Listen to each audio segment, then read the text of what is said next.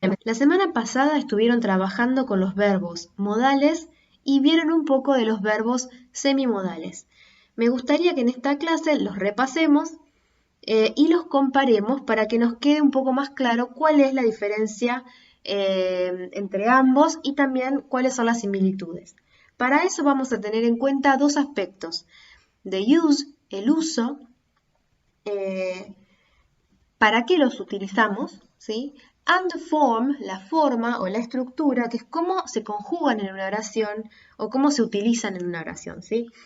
Primero les voy a detallar bien todos estos aspectos y después vamos a ver ejemplos para que quede todo más claro. Entonces, ¿qué hacen los verbos modales? Expresan la intención del hablante y tienen significados específicos. Entonces, para poder determinar ese significado va a ser importante tener información del contexto y de los participantes. Por ejemplo, ¿qué tipo de vínculo tienen? ¿Son amigos? ¿Es una relación médico-paciente? ¿Sí? Para saber cuál va a ser el trato entre los participantes, por ejemplo. Y con respecto a la estructura o a la forma, ¿qué tenemos que tener en cuenta? Bueno, que cuando los vemos, cuando los encontramos en un texto o los oímos, por lo general van a hacer referencia al tiempo presente. También, si hay alguna palabra que indique futuro, puede tener un significado a futuro.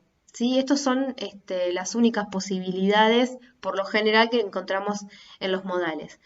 No cambian la forma dependiendo de la persona. Esto quiere decir que vamos a tener la misma palabra, el mismo verbo modal, sin ningún cambio para todo. Además, ese verbo modal, por lo general, va a ir seguido de otro verbo en infinitivo. Y ese verbo en infinitivo va a estar sin to. ¿Qué quiere decir? Que entre el verbo modal y el verbo de la oración no va a haber nada. O sea, no vamos a tener ninguna palabra entre medio. No va a estar to. Acá hago un paréntesis, porque a veces ese verbo en infinitivo se puede llegar a encontrar de manera implícita. Entonces no aparece. Tenemos el verbo modal solo, porque ya se dio por sentado, ya se dijo con anterioridad. Entonces puede que esté el verbo modal solo, pero siempre va a estar implícito o explícito ese verbo infinitivo, ¿ok? No va solo del todo. Si yo digo, por ejemplo, puedo, siempre va a estar, puedo hacer algo, ¿sí? Lo puedo mencionar, decirlo explícitamente, o puede quedar implícito por algo que dije antes, porque ya venía la conversación y ya sé de qué estoy hablando. Pero bueno, por lo general va a estar seguido de un verbo en infinitivo. Bueno, y en su forma negativa, este verbo modal va a agregar un not y ahí vamos a tener la oración en su forma negativa. Y para la pregunta va a haber inversión. Vamos a cambiar el orden. Lo vamos a ver mucho mejor con los ejemplos después.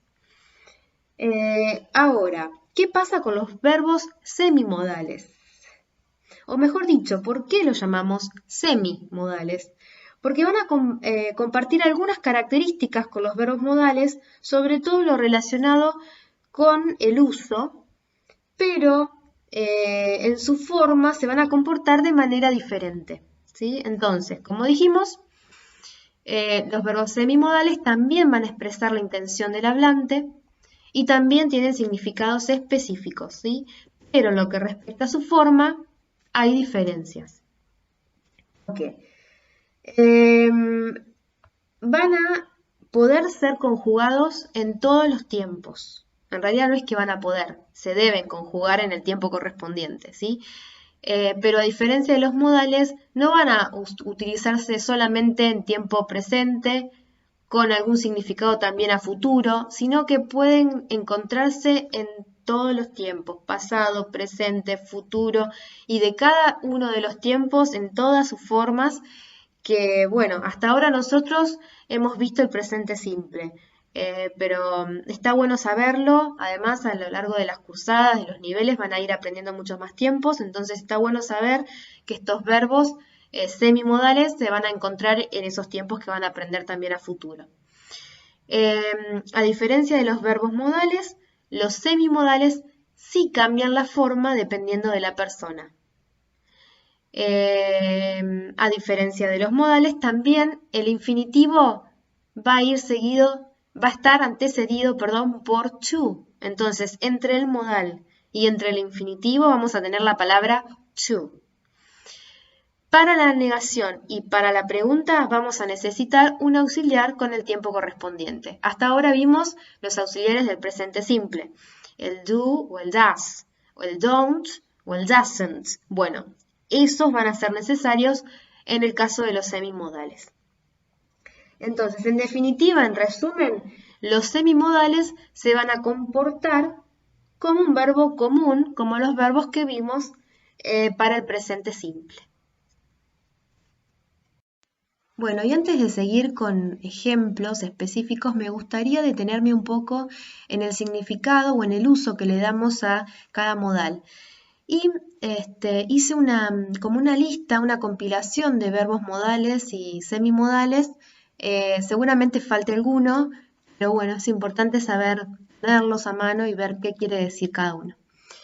May not, tenemos la forma afirmativa y negativa, hace referencia a la probabilidad de una acción o un permiso. Entonces, podríamos traducirlo como poder, ¿sí? O no poder.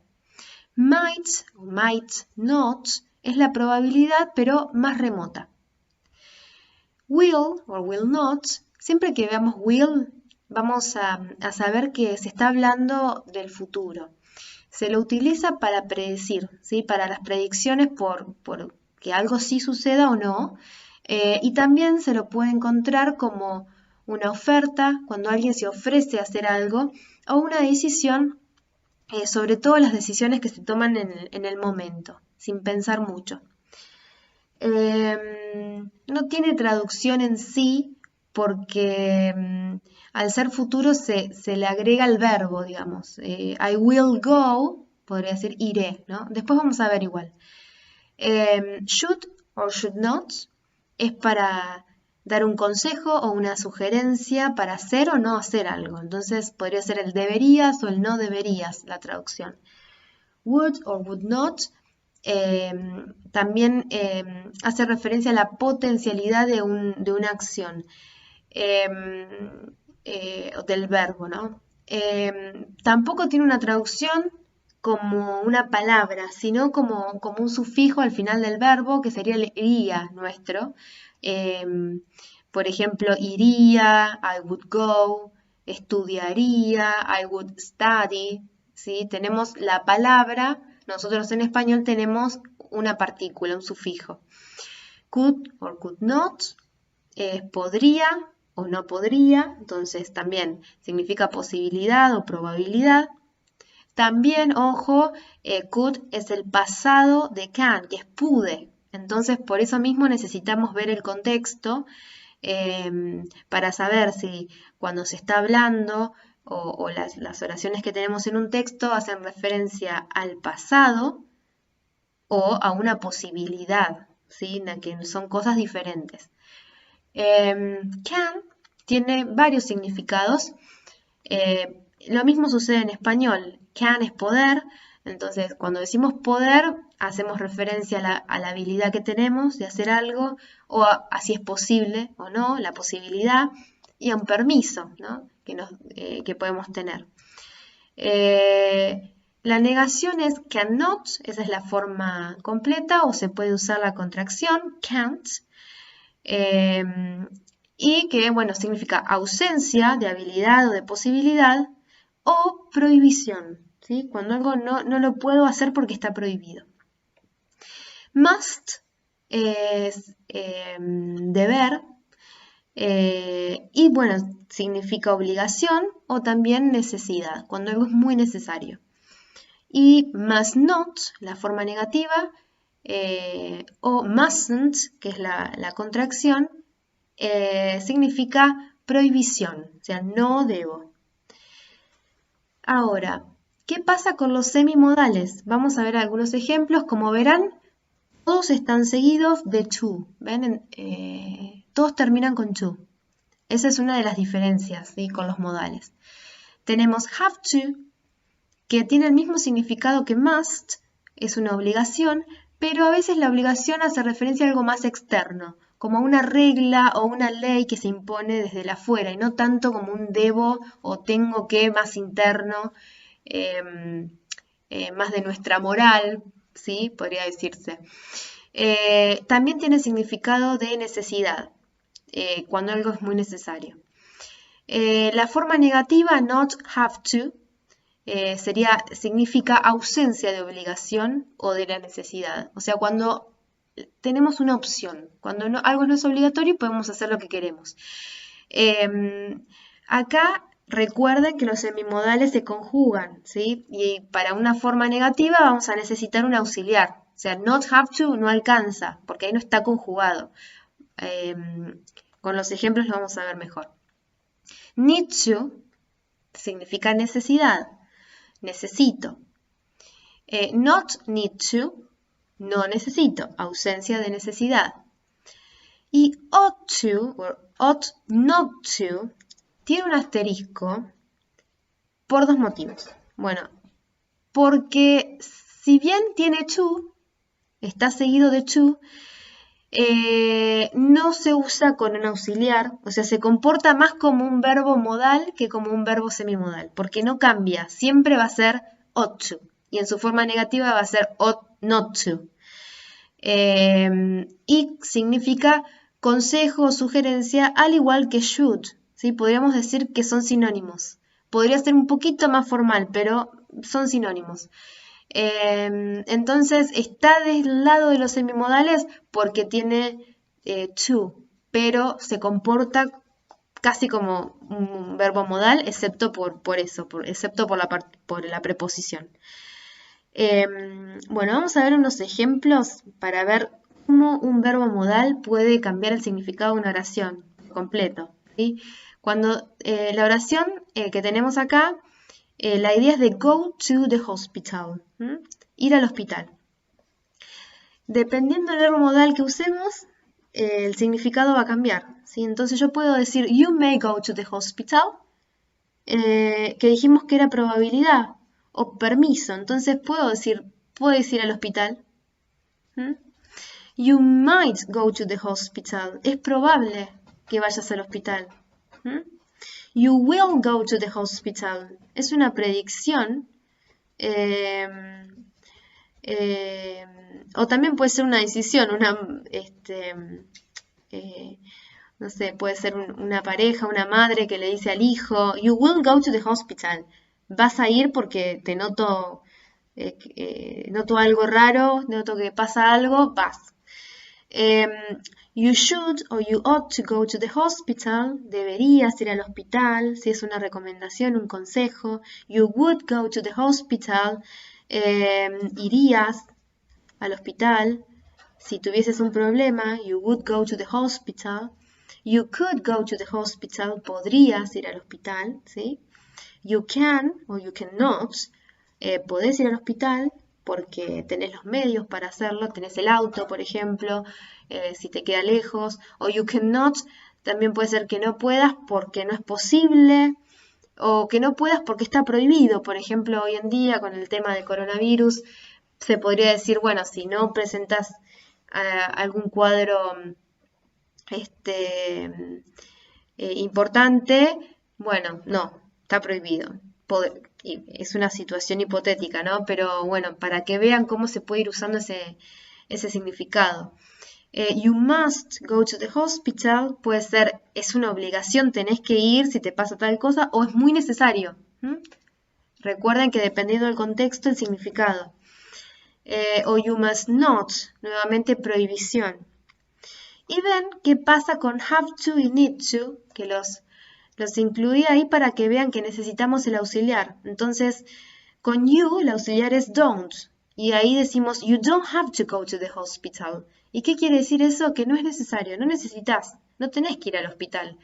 Si querés andar, pero no tenés por qué hacerlo. Entonces, es una opción. O you don't need to go to the hospital, no necesitas ir. ¿Ok? Ahora vamos a ver detalles más en contexto y ver cómo funciona, cuál es el mecanismo de los verbos modales y los semimodales. Bueno, acá tenemos la portada del diario Daily Express. Tenemos a Boris Johnson, que es el primer ministro del Reino Unido, y con una cita de lo que dijo, muy controversial después de haber dicho o de haber subestimado a la pandemia. Acá dice, "You must stay at home for all our sakes". Deben quedarse en casa por el bien de todos. ¿Sí? Vamos a trabajar con un ejemplo de un verbo modal en contexto, en este caso, must. ¿Sí? What's the meaning? ¿Cuál es el significado? ¿Cuál era el significado de must? Habíamos dicho obligation. ¿Sí? Él, cuando nos dice esto, nos dice que es obligatorio quedarse en casa. O también puede ser muy necesario.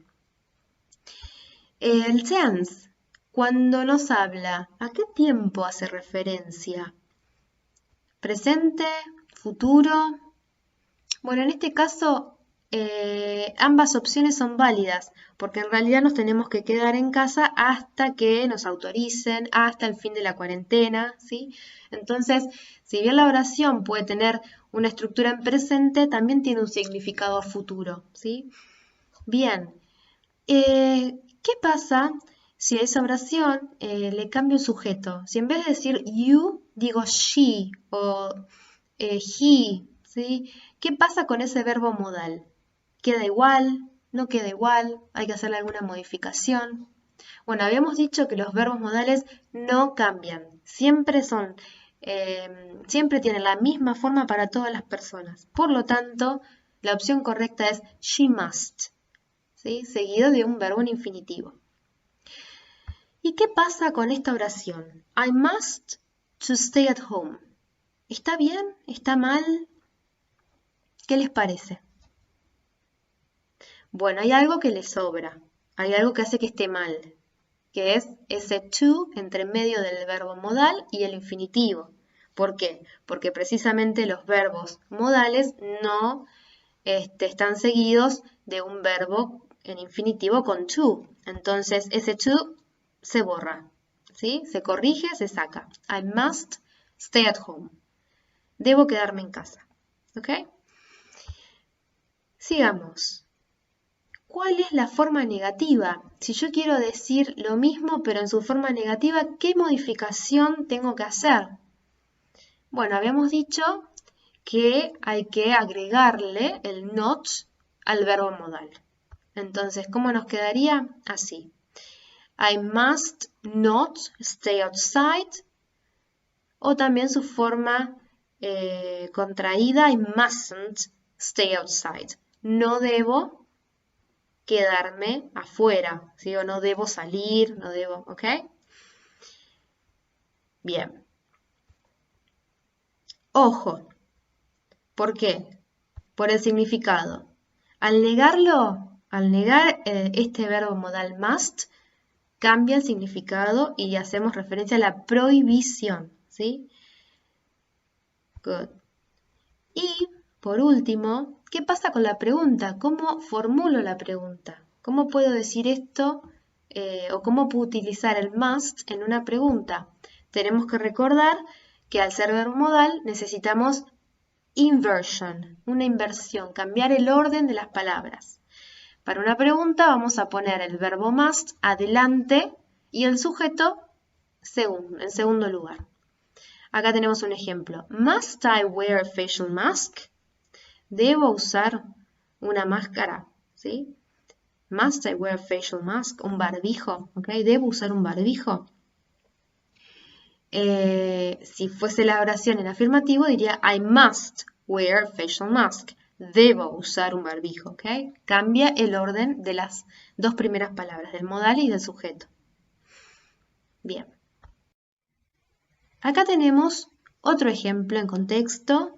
Es una cita que saqué de una revista que se llama EALIO, que tiene muchas de las ramas de la medicina. En este caso es un médico que está hablando de la telemedicina, ¿sí? ¿Qué es esto? Es a consecuencia, ¿sí? de la pandemia, cómo hacen los médicos para poder seguir atendiendo o para poder de alguna manera tener contacto con sus pacientes, bueno, a través de los dispositivos, ¿sí? De las computadoras, de los celulares. Entonces habla de la telemedicina, de hablar con el paciente a través de un medio digital. Entonces una de las citas que él dice, que Peter R. Honig-Do dice, es: "To survive as a practitioner, you have to adapt." ¿Sí? Para sobrevivir como médico, ¿sí? Hay que adaptarse o tenés que adaptarte. Entonces tenemos en este caso un semi-modal verb, ¿sí? Un verbo semimodal. Have to. ¿Cuál es el significado? What's the meaning?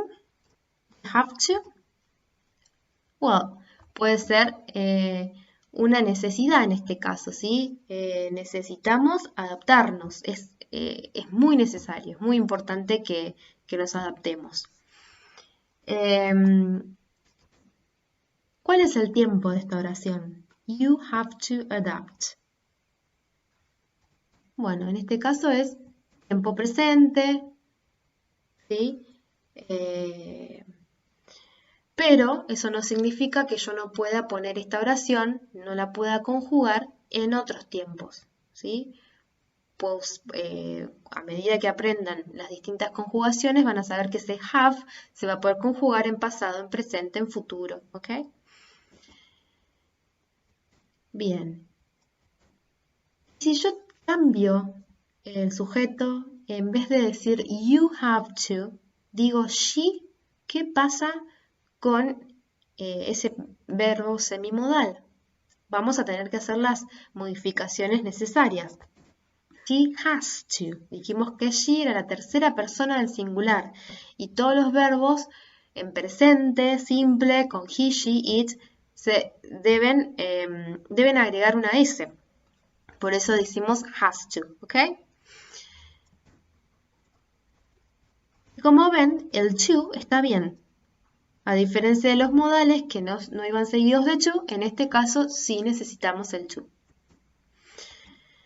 ¿Cuál es su forma negativa? I don't have to adapt. She doesn't have to adapt. ¿Qué incorporé? El auxiliar. Para su forma negativa hay que conjugarlo y para conjugarlo necesitamos un auxiliar. En este caso los que vimos hasta ahora son en tiempo presente, don't or doesn't. ¿Por qué tenemos dos auxiliares distintos? Porque también depende del sujeto. Si es de la primera persona, como del singular como I, vamos a usar don't. Y si es de la tercera persona del singular, que es she, vamos a usar doesn't, ¿sí? Hay que recordar estos cambios. Bien. Ahora, tenemos que tener cuidado con el significado, ¿sí? ¿Por qué?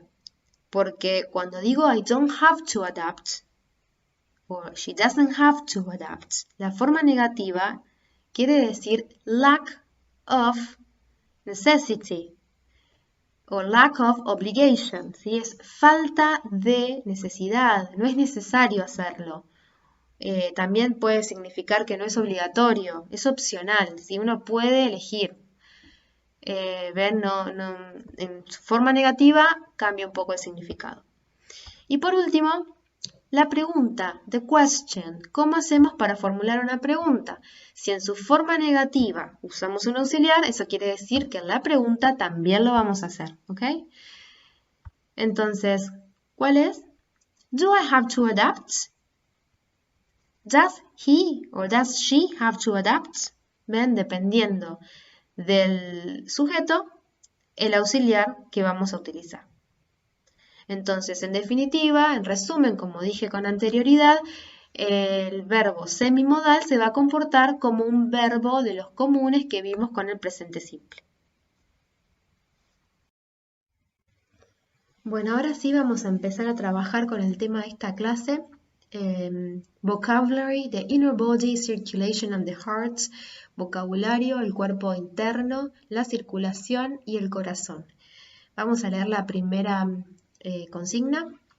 Label the diagram of a heart with the words in the box. ¿Y qué es lo que tenemos que hacer? Bueno, tenemos que poner las palabras que encontramos en el recuadro en el lugar correspondiente. Como hemos trabajado con anterioridad, sabemos que cuando trabajamos con vocabulario es importante ir completando un glosario para poder estudiar las palabras y poderlas tener a mano cuando tengamos que comprender algún texto. Pero en este caso, el desafío me parece que no es tanto con las palabras en sí, porque son muy transparentes, la mayoría, sino más bien con la pronunciación de estas palabras. Así que les voy a dejar algunos tips de lo que pueden hacer para saber cómo pronunciarlas, ¿sí? Si ven, debajo del dibujo hay una definición de la palabra aorta. Esta definición la saqué del diccionario Cambridge, ahí les voy a dejar el link. Y si pueden observar, debajo de la categoría de palabra noun, sustantivo, tienen dos parlantitos. Uno al lado del UK, del Reino Unido, y el otro US, de Estados Unidos.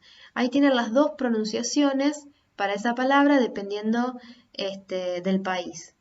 Esa es una buena manera de hacerlo, ya lo estuvieron trabajando en la clase anterior.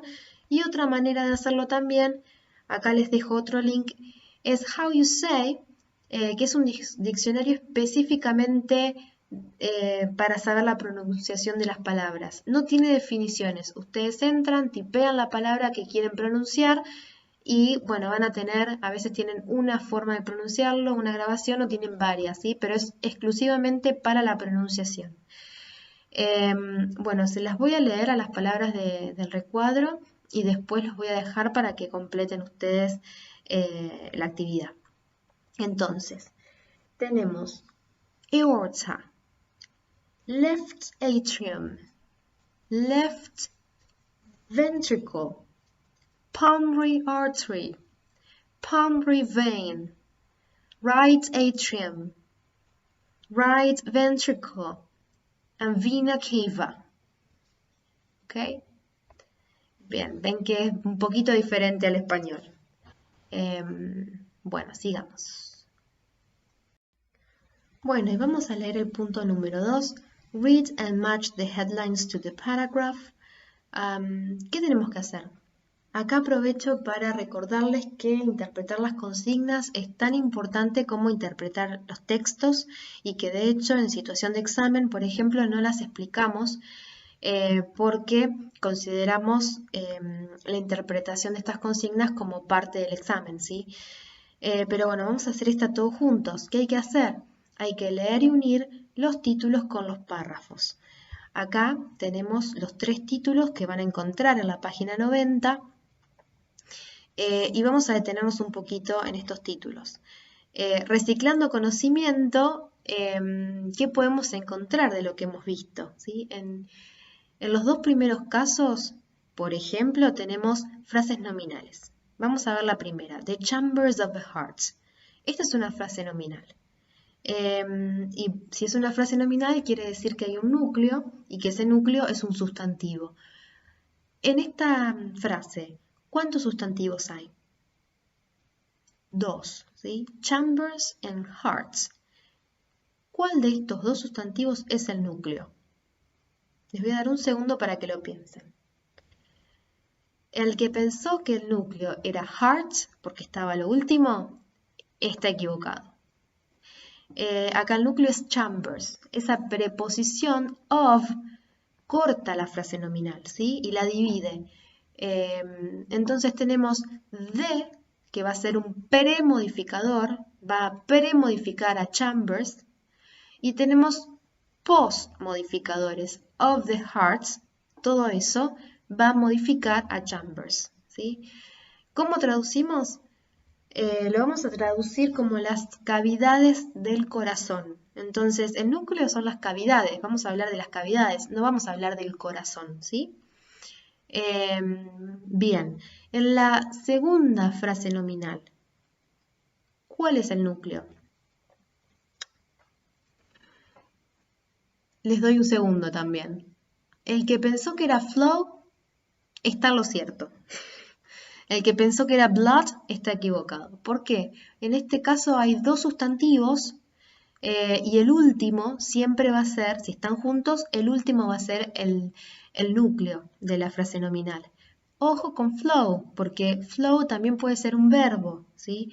Esto es un fenómeno que ocurre muy seguido en inglés, que la misma palabra puede ser verbo o sustantivo. Bueno, en este caso funciona como un sustantivo.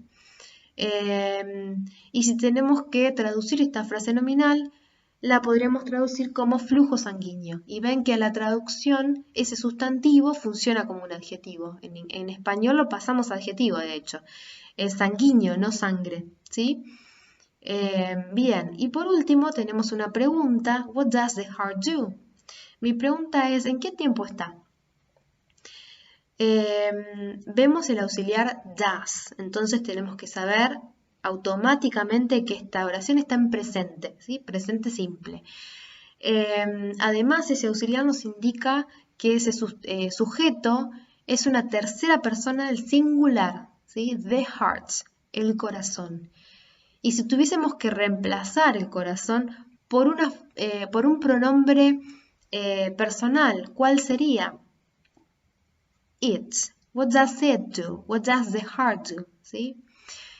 Y tenemos un verbo en infinitivo, do. ¿Okay? Con toda esta información, auxiliar en presente, tercera persona del singular, the heart, el verbo do, que significa hacer, ¿cómo podríamos traducir, interpretar esta pregunta? ¿Qué hace el corazón? ¿Sí? What does the heart do? Bueno, y con estos tres títulos tenemos que unirlos con el párrafo correspondiente. Una cosa muy importante también es saber que los títulos tienen esta función también de ser como una especie de mini resúmenes que nos dan la idea general de un texto o de un párrafo en este caso. Entonces, por eso mi recomendación es que lean los párrafos primero, tengan una idea general de qué es lo que quieren decir y luego unan, ¿sí? Este tema además, los que cursaron ARTI seguramente lo conozcan, se sientan familiarizados con este tema porque lo han trabajado también ahí. Bueno, y como segundo punto B, ¿sí? 2B, complete the paragraphs with the words in the boxes. Van a tener que completar estos párrafos con las palabras que tienen en los recuadros. Me gustaría hacer juntos el primer párrafo, ¿sí? Encontrar el título para este primer párrafo y hacer completar el espacio número 1 con la palabra correspondiente. Vamos a leer, ¿sí? Primero todo este párrafo. The heart is a muscle. That's blood around the body. The blood through to the other organs and takes food and oxygen to them. The blood then to the heart via the veins. Ya la primera oración nos está dando mucha información sobre qué va a tratar el párrafo, ¿sí? Es la oración de introducción de este párrafo. The heart is a muscle. El corazón es un músculo que blood around the body, sangre alrededor del cuerpo. ¿Cómo podríamos completar? Bueno, ¿qué hace con la sangre? Pumps, ¿sí? Y the blood bombea, ¿sí? La sangre. Entonces, el corazón es un músculo que bombea sangre alrededor del cuerpo. Y luego sigue hablando de la sangre, ¿sí? La sangre a otros órganos y lleva la comida y el oxígeno a estos órganos. La sangre luego al corazón a través de las venas. Bueno, esas dos opciones se las voy a dejar para que las resuelvan ustedes. Pero bueno, quería que vieran cómo podemos completar y ya con la primera oración podemos determinar qué título elegir, ¿sí? The Chambers of the Heart, bueno, no habla de las cavidades del corazón en este párrafo. The Blood Flow, hay una información de la sangre, pero no se detiene tanto en el flujo sanguíneo. Y de hecho la primera oración está respondiendo a la pregunta de qué es lo que hace el corazón. ¿Sí? El corazón es un músculo que bombea sangre alrededor del cuerpo. ¿Sí? What does the heart do? Entonces por eso podemos determinar que este es el título correspondiente. Bueno, los dejo para que puedan seguir trabajando. Bueno, y ahora vamos a comenzar con el tema gramatical de hoy, relative clauses o cláusulas relativas, ¿sí? ¿Cuál es la función? Bueno, las usamos para sumar información sobre algo o alguien. Y esta información es importante para identificar el elemento del que se está hablando. ¿Cómo las reconocemos? Bueno, las reconocemos por las siguientes palabras que se encontrarán después del elemento al que hacen referencia. Veamos, who or that for people. Sabemos que who es quién, ¿sí? Pero solemos traducirla como qué, ¿sí? La persona que viajó conmigo, por ejemplo, ¿sí? The person who traveled with me. Which or that for things or animals. Usamos which or that para cosas, objetos, animales, ¿sí? Y solemos traducirla como qué. Por ejemplo, la casa que tengo, the house that I have, or which I have. Whose for what is possessed. Usamos whose para lo que poseemos. Podemos traducirlo como cuyo, cuya, cuyos, cuyas. La persona cuyo nombre es. Yes, the person whose name is. Where or in which for place. Usamos estas dos frases para lugar. Los conocemos como dónde, la casa donde vivo, the house where I live, o la casa en la que vivo, ¿sí? In which I live. También podemos traducirlo por en los que, en las que, dependiendo al elemento al que hagan referencia. When for time. Usamos when para el tiempo. Lo conocemos más como cuándo, pero también puede ser en qué. El día en que te conocí. The day when I met you, por ejemplo. Why for reason. Why para razón o motivo. Solemos conocerlo como porque, pero también lo podemos encontrar como por la que, o sea, la razón por la que, el motivo por el que, o las razones por las que, los motivos por los que viajé, ¿sí? Whom for people. Whom lo usamos también para personas, pero esa persona no es el sujeto de la oración, sino que viene a ser como el objeto de la oración. Si tuviésemos que pensar en los pronombres que aprendimos al principio de la cursada, who, que es la primera palabra que leí, podría reemplazarse por un pronombre personal. Por ejemplo, he, she, it.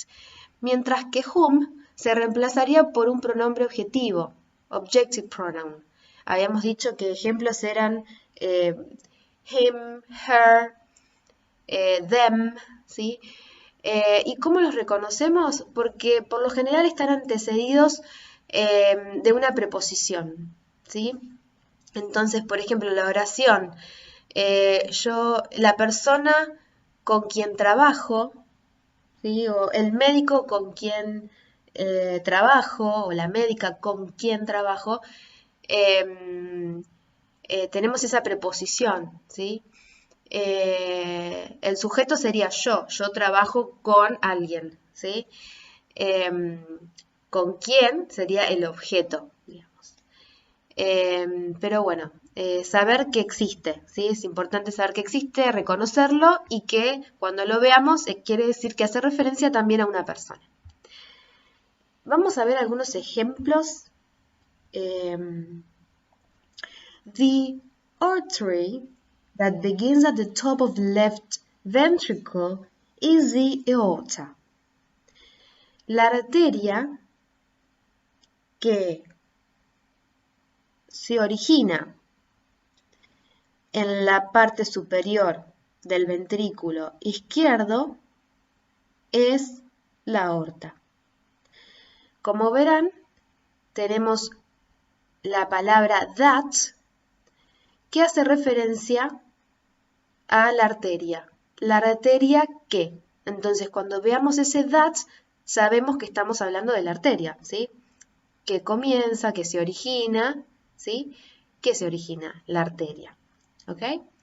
Y esa arteria es la aorta, ¿ok? Hay como dos ideas conectadas, ¿sí? En la segunda oración tenemos: a cardiologist is a doctor who treats heart conditions. Un cardiólogo o una cardióloga es un médico o una médica que trata cardiopatías. Tenemos la palabra clave who, que sabemos cuando vemos who, que hace referencia a una persona, y en este caso hace referencia a el médico o la médica. Tenemos nuevamente dos ideas que se conectan. La idea de que un cardiólogo o una cardióloga es un médico o médica, y por otro lado la idea de que un cardiólogo o una cardióloga trata cardiopatías, y unimos esas dos ideas, ¿sí? En el segundo ejemplo, an operating room is the place where surgeries are done. Una sala de operaciones es el lugar donde o en el que se hacen intervenciones quirúrgicas. Nuevamente tenemos la palabra clave where, que es donde o en el que, y conecta, hace referencia a el lugar, ¿sí? Lo antecede. Ven que siempre hace referencia a un elemento que está precediendo esa palabra. Y bueno, nuevamente conecta dos ideas. La idea de que una sala de operaciones es un lugar, por un lado, y por otro, de que en esa sala de operaciones se realizan intervenciones quirúrgicas. ¿Ok? Bien, vamos a ver más ejemplos. Bueno, vamos a ver algunos ejemplos para ver cómo funcionan las cláusulas relativas o relative clauses. Acá tenemos dos oraciones. That's the doctor. She examines my father every Monday. Esa es la médica. Ella examina a mi padre todos los lunes. Y veamos qué información se repite. ¿Ven? The doctor and she hacen referencia a la misma persona, ¿sí? La médica, ella. Y esa información hace referencia a una persona, como dije recién. Entonces, ¿qué palabra clave vamos a necesitar cuando hacemos referencia a una persona? Who or that. Recuerden que estas dos palabras se usan indistintamente. Entonces lo que podemos hacer es conectar estas dos oraciones y hacer una sola, omitiendo la información repetida. ¿Cuál es la información repetida? She. Bueno, la eliminamos y conectamos estas dos oraciones con esta palabra clave. ¿Y cómo nos quedaría? That's the doctor who examines my father every Monday. Ven, esa es la médica que examina a mi padre todos los lunes.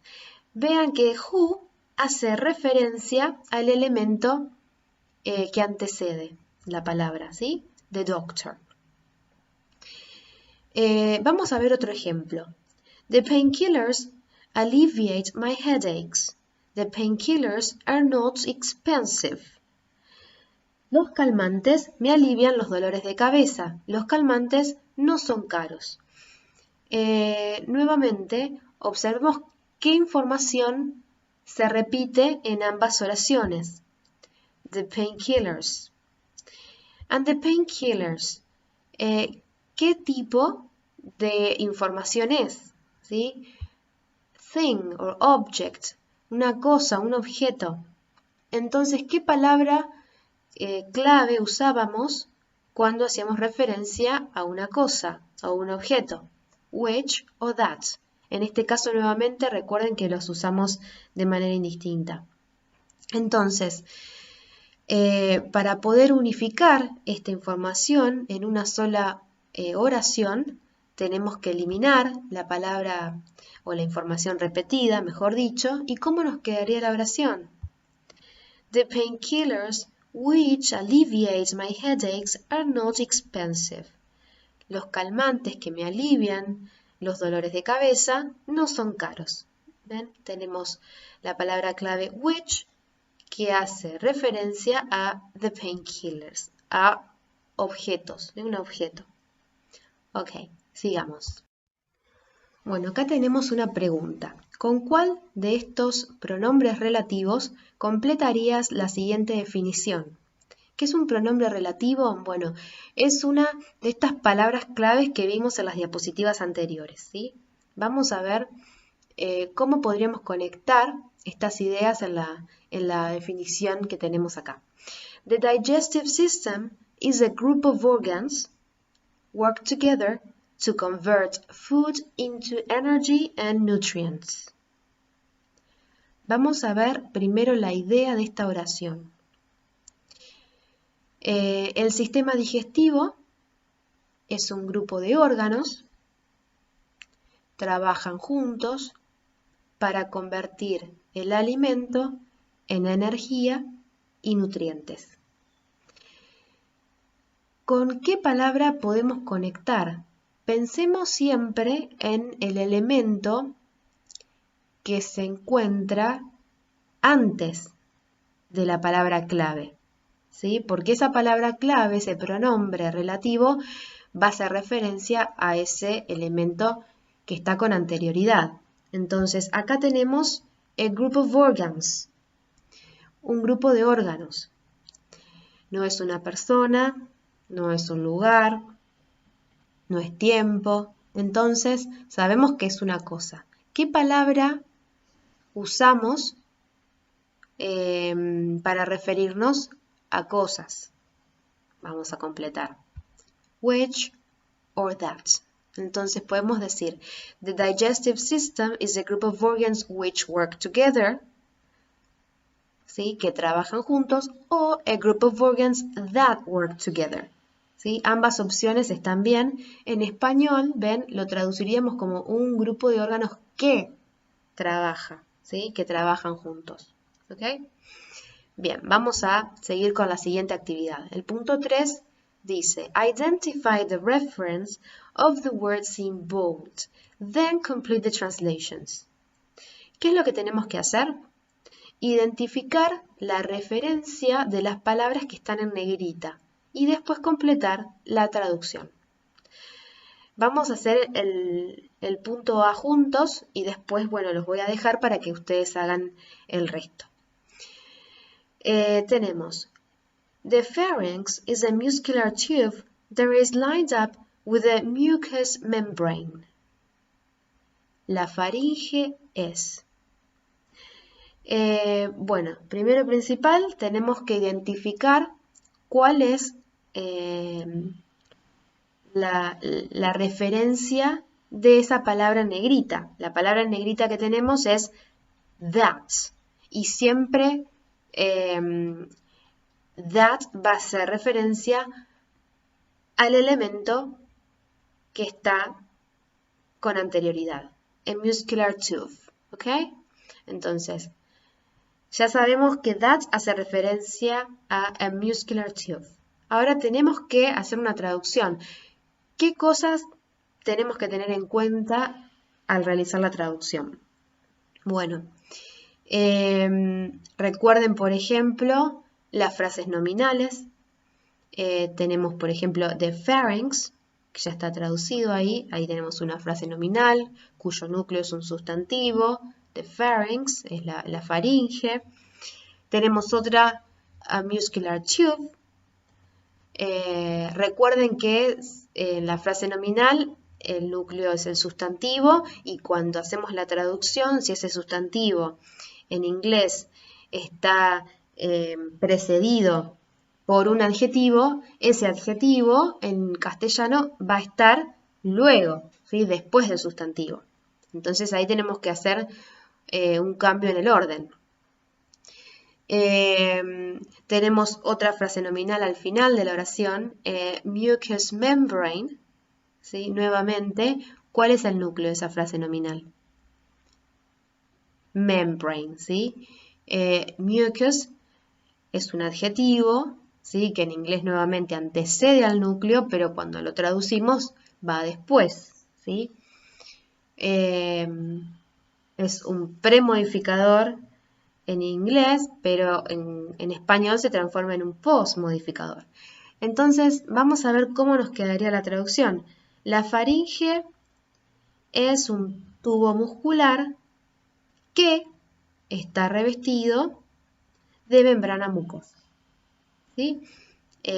Remarqué nuevamente el que para que vean la traducción. ¿Sí? Ok. Este procedimiento estaría bueno que lo hagan con el resto de las oraciones, que antes de empezar con una traducción identifiquen las frases nominales, identifiquen los núcleos, vean los adjetivos, cómo hacemos el cambio del inglés al español, ¿sí?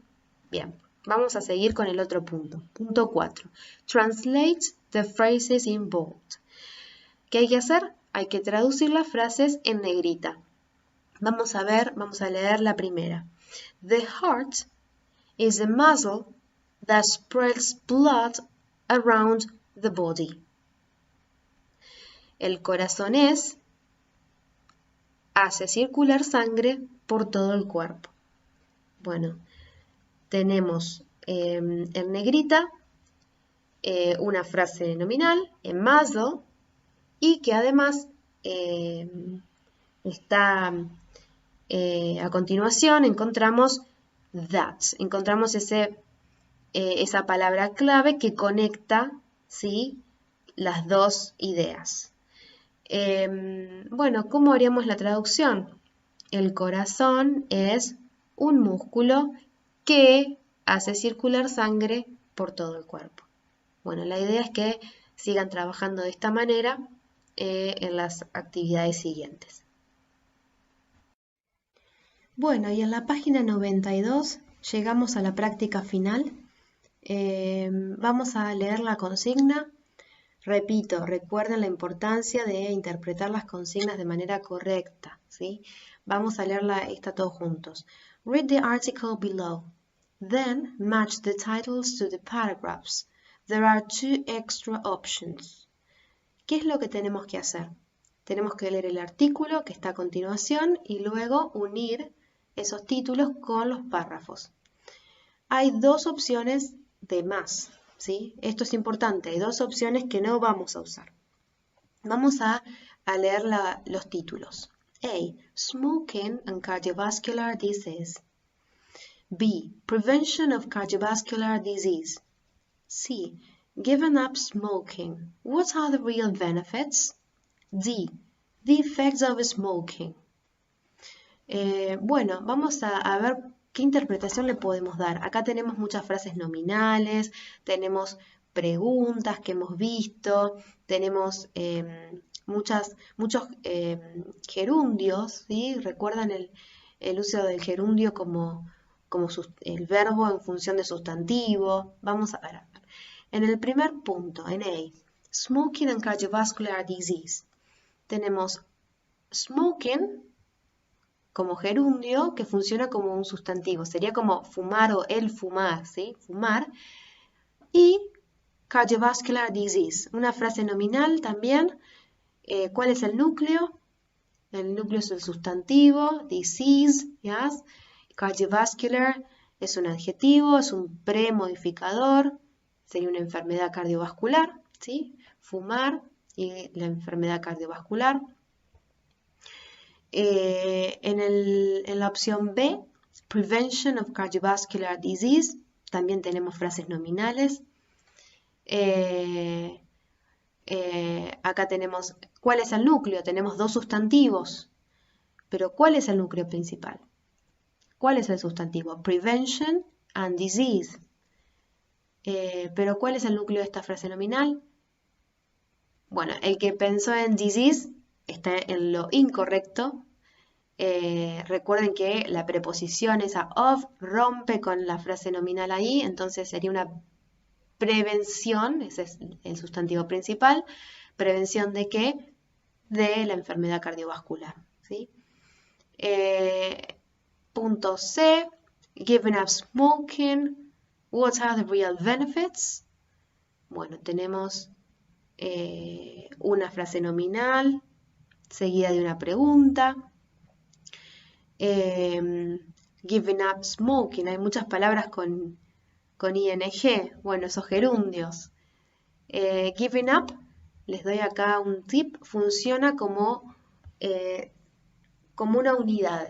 Nosotros lo traduciríamos como una sola palabra. Es un verbo frase que los van a ver más adelante en otras cursadas, pero la idea es que si bien hay un verbo seguido de una preposición, funciona como una unidad y es un solo verbo en español. Es una frase muy conocida, a veces muy famosa. A veces decimos don't give up, no te rindas. Pero en este contexto, cuando hablamos de un hábito, como es el fumar, que es un mal hábito, la idea es abandonar, es dejar, ¿sí? Entonces podríamos traducir como dejar de fumar. What are the real benefits? ¿Cuáles son los beneficios reales? ¿Sí? Y por último, D, the effects of smoking. Otra frase nominal. Hay una preposición que rompe con la frase nominal. Tenemos entonces un premodificador de el artículo y un postmodificador of smoking y el núcleo effects, que es el sustantivo, ¿sí? Los efectos de fumar.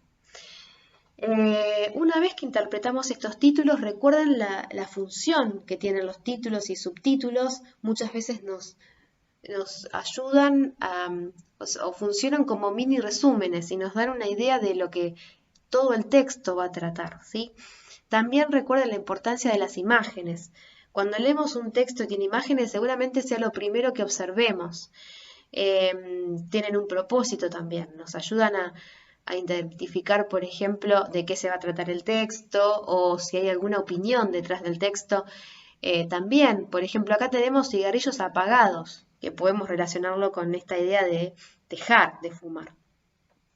Bueno, vamos a leer el primer párrafo todos juntos y ver qué palabras o qué podemos hacer para poder encontrar el título que corresponde.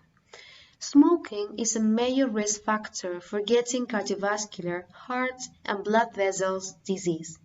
The more you smoke, the greater your risk. Did you know that nicotine and carbon monoxide from cigarettes have a significant effect on your heart and blood vessels? When you smoke, your heart rate increases and your blood pressure rises. At the same time, your arteries narrow and blood flow decreases. Bien.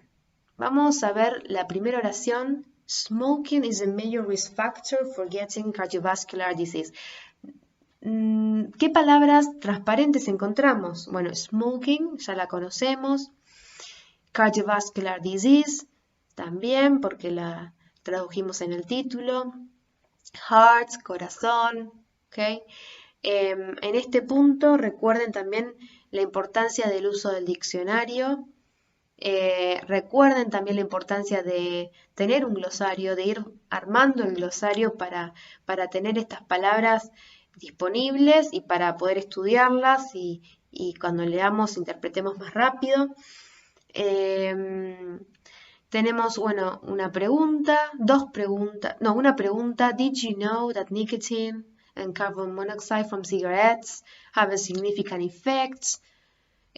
Palabras transparentes en esa pregunta, como nicotine, carbon monoxide, cigarettes, effects. Bueno, ¿qué más? Tenemos la palabra hearts, nuevamente heart rates. La idea es trabajar con el diccionario. No les voy a traducir esta frase porque después van a tener que hacer ese trabajo ustedes. Entonces no tiene sentido que traduzca. Pero bueno, focalizar en las palabras claves que son transparentes. ¿Qué opciones podemos descartar como títulos para este párrafo? Habla, por ejemplo, de smoking and cardiovascular disease, que es lo que nos ofrece la opción A. Sí, está mencionado, así que vamos a por ahora tenerlo en cuenta. Habla de prevention, habla de la prevención, qué hacer para prevenir las enfermedades cardiovasculares.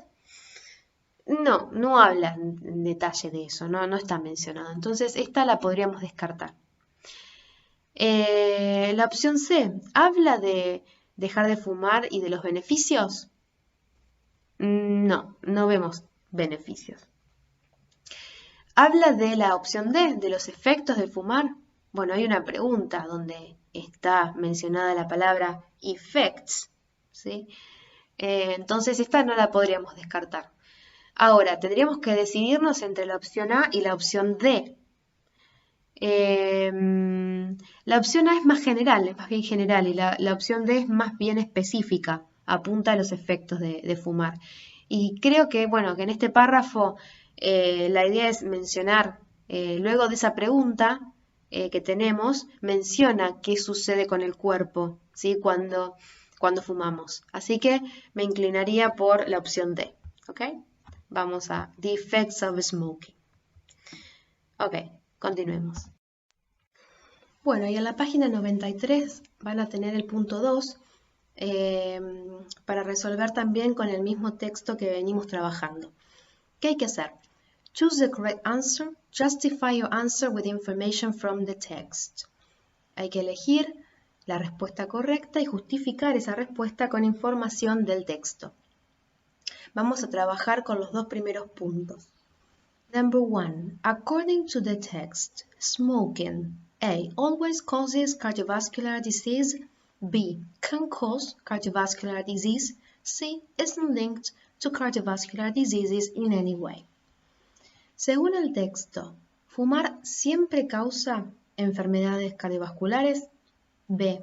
Puede causar enfermedades cardiovasculares.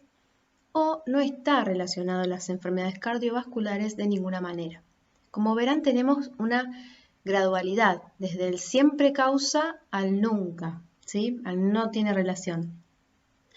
Y ya venimos trabajando con el texto. ¿Qué información del primer párrafo podemos usar para poder justificar la opción que parece correcta? Bueno, acá, por ejemplo, tenemos que es a major risk. Major risk. Major. O sea, no lo voy a traducir porque después lo van a tener que hacer, pero hay como la mención de que es uno solo, un factor, ¿sí? Después también tenemos acá the greater your risk. The more you smoke, the greater your risk. Cuanto más fumas, mayor es el riesgo. Hay una comparación, pero no es una información tajante, ¿sí? Que siempre va a pasar, sino que mayor va a ser el riesgo. Entonces, nos podríamos decidir por la opción B, ¿sí? Can cause, puede causar enfermedades cardiovasculares. Vamos a ver el punto 2. The risk of cardiovascular disease decreases if you are a smoker. B. Increases if you smoke a lot. And C. Is minimum in occasional smokers. El riesgo de una enfermedad cardiovascular decrece si sos un fumador, aumenta si fumas un montón o mucho, y es mínima en fumadores ocasionales.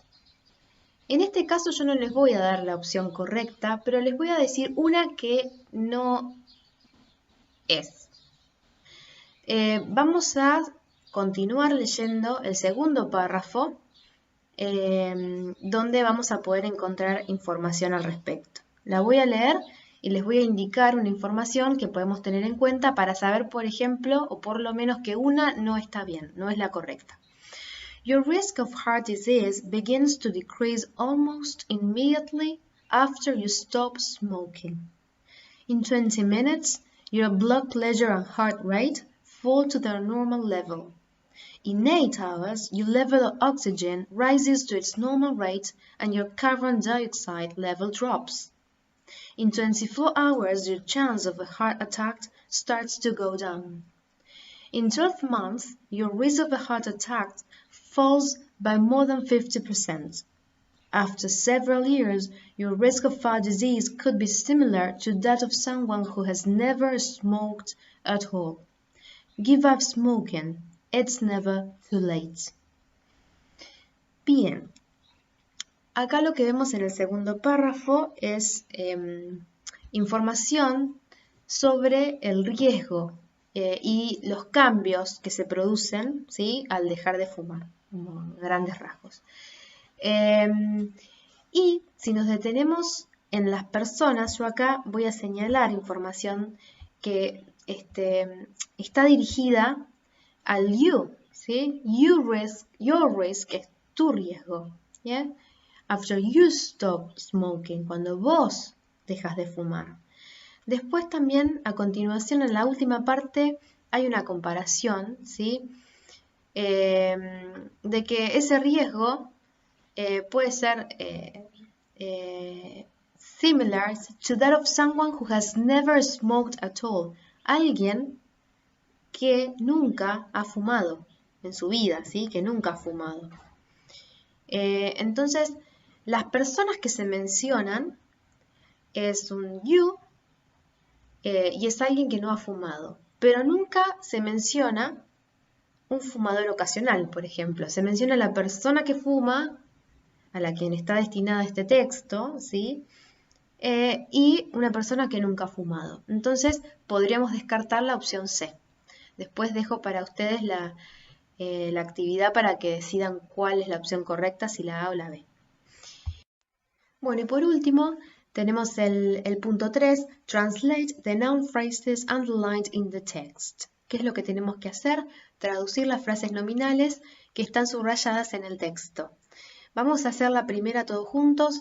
Acá puse el extracto del texto donde encontramos la primera frase nominal para tener un contexto. Siempre es importante, cuando hagamos las traducciones, ver mínimamente la oración en la que se encuentra para darle una traducción adecuada. Y también, además de leerla en contexto, es importante tener en cuenta todo lo que venimos viendo sobre la frase nominal. ¿Cuál es el núcleo? ¿Cuáles son los premodificadores? ¿Hay algún postmodificador? Bueno, en esta frase vamos a detenernos exclusivamente en lo que está subrayado. Tenemos que ubicar el sustantivo. Bueno, ¿cuántos sustantivos encontramos acá? Hay dos. Tenemos risk, riesgo, factor, factor. ¿Cuál es el núcleo de la frase nominal? Recuerden que uno solo vamos a encontrar por lo general y que si hay dos sustantivos juntos, uno va a funcionar como una especie de adjetivo que va a premodificar a ese núcleo. Sabemos que si hay dos sustantivos juntos, el último va a ser el núcleo, va a ser el principal. El anterior, el que lo antecede, va a funcionar como un adjetivo, pero además también tenemos un adjetivo, mayor, que tenemos que saber al traducirlo dónde lo ponemos. ¿Sigue siendo un premodificador o no en español? Bueno, por lo general, no. Por lo general en español el adjetivo va a ir después del sustantivo.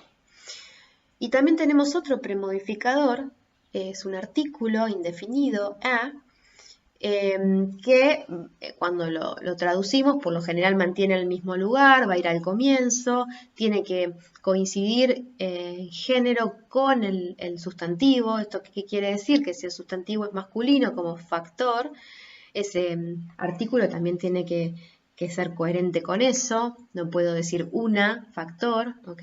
Bueno, todo esto es lo que tenemos que tener en cuenta. Vamos a ver una traducción posible.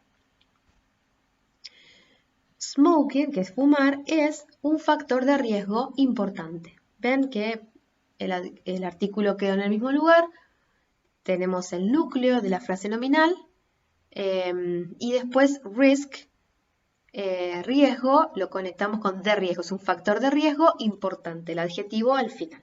¿Ok? Esta es una posible traducción. Bien. Bueno, este es el final de la clase. Desde la cátedra queremos mandarles un saludo y bueno, y esperamos que las clases hayan sido de ayuda para ustedes.